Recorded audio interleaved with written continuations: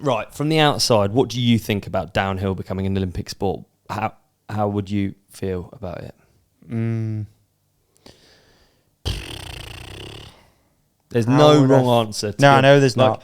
Like we just had Chris Carl on, and he was hyped that BMX was in the Olympics, for instance. And that's someone who would be, BMXers especially are probably very protective over their sport. It's important that it's like core and all of those things. I don't know if it's sort of, what would you call it? Not folklore, but I remember, I've got this thing in my head that there was an opportunity for it to be in the Olympics years ago, and the riders weren't keen because it would be skin suit-y, and also they might drug test. This is going back years, though, that I heard that. It's probably not true, but that's what's in my head, that the riders didn't want it. Right. Looking at what the sport is now and how professional, obviously, it is, how far it's come, I dare say a lot of riders might be keen on being Olympians. It's definitely cool to have an Olympic medal. So you can't have sponsors on there. Same in surfing, same in road, isn't it? And you can have some sponsors, but not. They obviously don't have energy drink helmets, but then I'm pretty sure I saw an energy drink helmet in the BMX, a Red Bull one. Oh, really? I think, again, might be off. Should have looked at this before. Yeah, no. Well, I think it's. I actually don't know. I don't think they like that. I think that's the only reason I can think of that, because then. But I mean, the argument is, let's say the Olympic team, you can put 2 downhillers from each country. Yes. Then you get 2 downhill riders from each country that get a bigger proportion of the money because they need to be supported. But then it's like, what money? Money from where? Sponsors. Money from sponsors. So that's why. So the reason people don't like the idea of it is that it's going to funnel money towards only whatever the size of the Olympic team. So you have a lot of sports that survive almost in obscurity, like even the sprinting, the sprinters. If you think about what we're watching the top 10 or 8, or I can't remember what it is. I think it's 8, isn't it? Yeah. In the world. Confidence. They're the only ones that are making any money. And then the other ones are literally fighting for... And they're getting money from sponsors. Sponsors and governing bodies and stuff.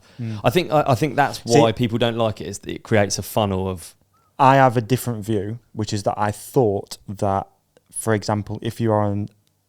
The only example I have is the BMX race team, and you're in the Olympic training, you live in the facility, which I believe is in Manchester, and you're in that program that you do get paid a wage, but it's not that great. Yeah. Right? And then you're not allowed to have sponsors. Yeah. So the only bit of money that they might be making in that Olympic site training program is just from that wage that you get from British cycling. You're absolutely right. That's 100% accurate. Yeah. But it'd be crazy to not think that it doesn't make you way more attractive. Even if you're not wearing your energy drink helmet, you're an Olympian. It makes you an Olympian. Then you're really marketable. And like they get used in campaigns and stuff. Okay. All right. To out of industry and in industry, even if the logos aren't there, we all know. This is what I'm struggling with in my head. So let's say, for example, you have a sprinter who is sponsored by Nike, and they use that person, Usain Bolt, whoever, Nike, fastest shoe in the world. I see that, I get it. But would mountain bike companies do the same thing? Would they be like, oh, it's the fastest in the world, but they're not, because it's not the World Cup, it's just the Olympics? Well, it reaches a much broader audience, doesn't it? So then you get... Oh, it's the dumbest conversation. I'm really trying to articulate what I mean, but I don't understand where... It accelerates a smaller number of people. Do you think? Definitely it does, because there is a fewer number of people in the Olympics than, say, a downhill series. Yes, okay. So I think that's why. I'm only saying what I think. I don't actually know anything, but I think... Like the idea of like a healthy sport would be that you slow cook it and it gets bigger and bigger naturally. Not like have this Olympics is like a crazy spike that alienates more than half, 99% of the people, and then just elevates. But then you can argue also that that's not bad.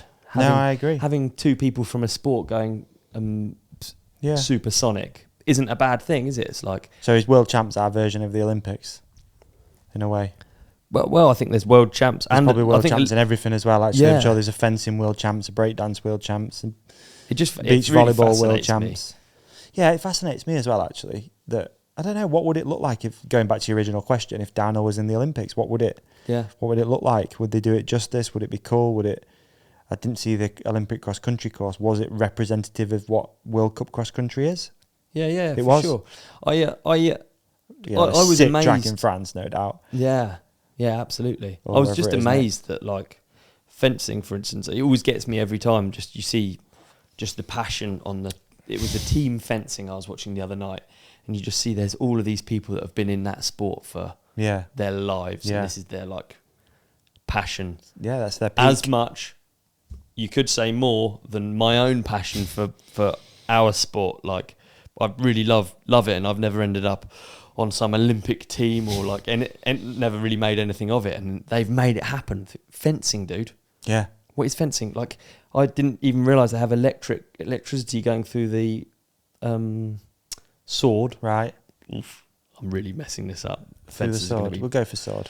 We're going to get so many messages for all the people fencing out there. Disc golf's not in the Olympics, and then is it? No, I don't think so. Maybe next year.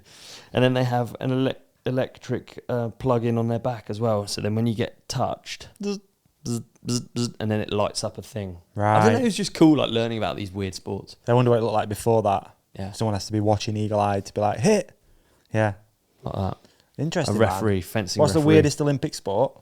Breakdancing, 100%. 100%. I mean, to me, that's so weird. It is so weird, dude. I don't. Yeah. We spoke about it yesterday, right? Like, are they allowed to use actual music, or do they have to use weird SoundCloud royalty-free music? It'll be royalty-free Olympic music. Imagine they just get it completely wrong. I mean, they're going to get it. They're going to get it wrong. They have to get it wrong, don't they? Because it's so nuanced and Olympic. It's so like street breakdance subcultures are so sensitive that you can't like make like a. Which is why it's interesting that skate seems to be accepted. Don't know. You have like the most core, I'd say, guy, Nigel Houston, probably the most famous skater. Really. I don't know if he's core. I don't think he's. Let us know in the comments if you're a skater. Is he core? I think or is he a sellout? I think that's what. Really? Yeah, I think so. Yeah. Okay, there you go. And that's probably a problem that we have because the sport, the downhill, is so core. Do the athletes who go get sort of like? Does it become the snow biking? Dude, maybe it's the best example ever.